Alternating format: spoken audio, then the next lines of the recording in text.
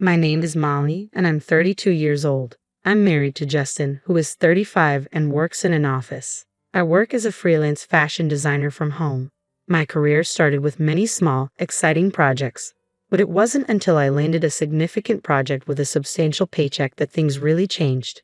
This opportunity allowed Justin and me to move into a luxurious high-rise apartment, something I had always wanted. Since I was the one who had dreamed of living in such a place, I agreed to cover the monthly rent myself. Justin was thrilled about the new apartment, and I thought our future together looked bright. I couldn't have anticipated what was about to happen next. One day, Justin brought his 65-year-old mother, Betty, to our place. Her husband had passed away 3 years ago, and she had been living alone since then. "Hi, Molly," Betty greeted me. "Hi, Betty, it's been a while. What's going on?" "Well," Justin began awkwardly, "she wants to move in with us." "Why?" I asked, surprised. Justin explained that Betty's house was deteriorating, and she wanted to move to a better place. She didn't have much money, so she hoped to stay with us temporarily. I understood the situation but wasn't thrilled about it. Our apartment was a haven for just the two of us, and Betty, whom I barely knew, felt like a stranger. I was reluctant to have her join us. "Please," Justin said, taking my hands. "Her house is falling apart. I promise I'll urge her to find a smaller, newer place as soon as possible." Reluctantly, I agreed, thinking it would only be for a short while. A month later, Betty moved in. "Thank you so much for letting me stay in this wonderful apartment," she said. "No problem," I replied with a forced smile. "Please make yourself at home." But soon after settling in, Betty approached me with an unexpected request. "Sorry to dive right in, but may I borrow some money?" I was taken aback. As soon as she had unpacked her things, she was asking me for money. I was taken aback by Betty's directness. "I've been seeing the doctor a lot lately, and it's been costing me money. I just need a little bit, please." "How much are you asking for?" I inquired. "Around $300 for now," she said. Given her age, it wasn't surprising that she might be facing health issues, and I could understand that medical expenses could add up quickly. I reached into my purse, found $650, and handed it to her. Then, one day, Justin came to me with a request. I was unsettled, fearing it might be related to Betty. "You know, we should get a new car," he said. I was so surprised that I nearly fell out of my chair. "What do you mean? We just bought a car 2 years ago." "Well, it's too small," Justin explained. I couldn't understand why the size of the car mattered. It was sufficient for the two of us, or 3 if you counted Betty. Why did the size need to change? "My mom doesn't like it," Justin added. I was baffled. Why was Betty complaining about a car that wasn't hers? "She wants a more luxurious car, like a Mercedes," Justin said. I was completely lost. Changing cars for such a trivial reason seemed unreasonable. Besides, could Betty even drive? "I'm not buying an expensive car. Tell her it's not happening," I said firmly. At the time, it was clear to me that this request made no sense. Betty's complaints about the car seemed to never end, and soon she came to me again, asking for money. "My medical bills have become more expensive, and I'm falling behind on payments. Could you help me out again?" she pleaded. "Should I be concerned about your health?" I asked, worried. Betty hesitated before responding. "Not really. I'm just feeling a bit depressed and having trouble sleeping. The therapist is quite costly. I'm really sorry for asking." "I understand. How much do you need this time?" I asked. "About $1,000, she said. $1,000. I was taken aback. The amount seemed excessive for therapy, though I wasn't well versed in the costs. "I'm sorry," I said, "but my insurance only covers a limited number of sessions fully, and after that, I have to pay half of the charges." "I see," Betty replied. "I'll get it by tomorrow." Despite my shock at the amount, I tried to rationalize it, thinking perhaps there were high costs associated with the therapy. Even after that, Betty continued to find reasons to borrow more money, citing medical bills and transportation costs for visiting sick friends. By the time I realized, the total amount she had borrowed had reached $5,000. Although my job was going well, I was becoming increasingly frustrated. That's when I noticed something strange. One day, I couldn't help but peek into Betty's room. To my shock, I found designer bags and wallets neatly displayed on a shelf. I was stunned. How could she afford such luxurious items when she claimed to be struggling financially? She had borrowed so much money from me, yet her room was filled with expensive goods. I grew increasingly suspicious of the medical bills she'd been asking for. A month later, Betty approached me again, asking for more money with no hint of remorse. "Can you please wait?" she said casually.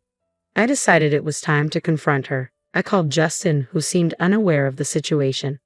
"I need to ask you about Betty," I said. "What exactly is she using the money for?"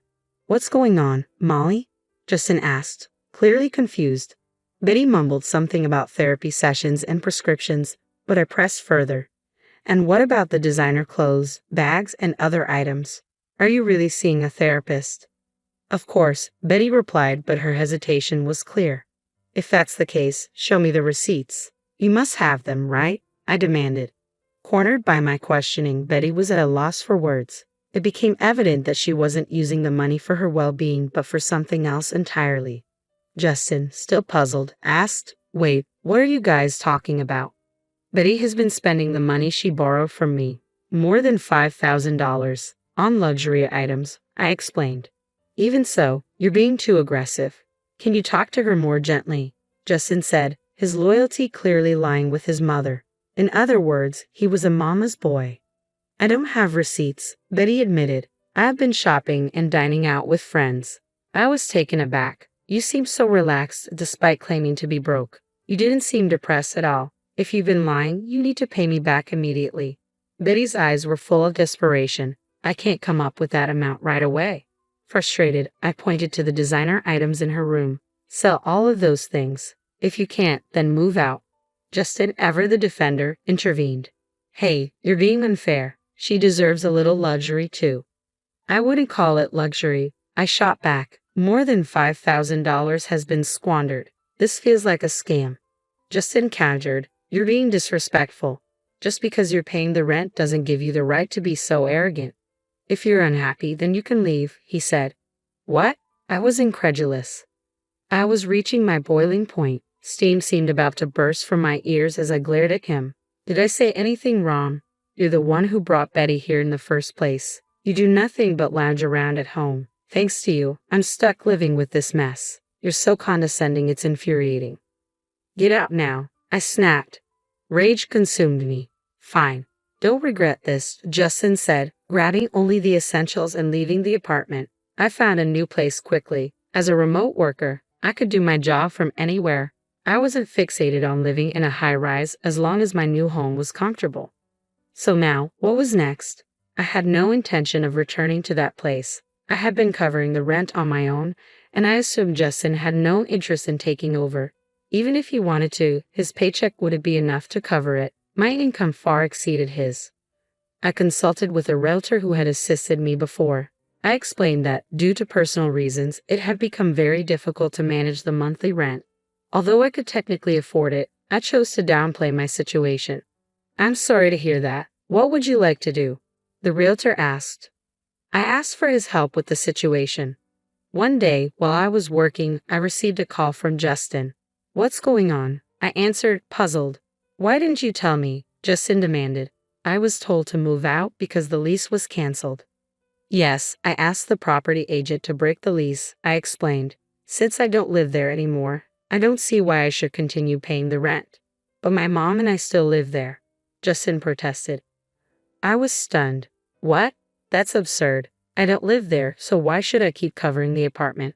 If you're in trouble, you should talk to your mom and maybe sell some of her things to raise the money," I suggested. I was incredulous and frustrated. It seemed Justin's sense of entitlement had no bounds. I spoke with a hint of sarcasm. "Well, you were the one who wanted to live in a high-rise. If you're not ready to move, why don't you take over the lease yourself?" "Oh wait, you probably can't afford it with your salary." Justin seemed at a loss for words. "You know, you should be able to manage a modest apartment. So go ahead and deal with it. Move in with your mom." "Are you kidding me?" I retorted. "My mom has already used up her savings from selling her house. I don't have any extra funds myself. How do you expect me to find a new place?" "That's not my problem," he replied. I couldn't understand how he still had no savings when he had been relying on my income. The entitlement and irresponsibility of both him and his mother were astounding. "You've brought this upon yourselves with your foolishness," I said. "From now on, figure it out on your own." "Are you saying we should be homeless?" "You're still my wife," Justin pleaded. "I've told you, figure it out elsewhere. I'm done with this." Goodbye. I hung up the phone. A few minutes later, my phone rang again. It was Betty. Mally, I'm really sorry, she said, her voice trembling. I will pay you back, so please don't kick us out. Her tearful plea surprised and saddened me. I didn't want to lecture her, but I felt I needed to explain. You should live within your means. If you only have a small retirement income, you should adjust your lifestyle accordingly. If you want a higher standard of living, you need to work for it. I knew the harsh reality as a freelancer. If I wanted a certain quality of life, I had to work hard and earn it rather than relying on others. I understand, Betty said. I'm sorry. Please don't let us end up on the street. I'm sorry, I replied, my voice softening. But you need to manage your finances better. The apartment had already been leased to someone else. You really need to move out, I told Betty coldly. This is a matter of regulation. I ended the call with finality. Later, the realtor informed me that Justin and Betty had pleaded with him to keep the lease, but he told them that a new tenant was moving in soon and they had to leave. Even if they had stayed, Justin's salary would have been swallowed up by the rent, leaving them unable to afford anything else. It was absurd for them to expect me to continue supporting their living situation while Justin relied on me. His outbursts had pushed things past the point of no return. I was frustrated and resolved that this was the end. Justin and Betty were left without an apartment and were moving from one motel to another because they couldn't afford the broker's fee or deposit, and no one was willing to be their guarantor. Betty had worked only briefly, so her Social Security payments were minimal, and they were struggling even to eat. I felt they had brought this upon themselves. On my end, I secured another major project and became more financially stable. Looking back on our marriage, I realized that depending solely on a partner, financially or otherwise, is unsustainable. It leads to significant pain when things fall apart. Justin and I separated for a while and eventually divorced. Our feelings had cooled, and there was no reason to stay together. Now that we're estranged, I feel a sense of relief. If I were to marry again, I'd be more discerning. The divorce taught me valuable lessons about life and relationships, and I plan to take my time finding the right partner.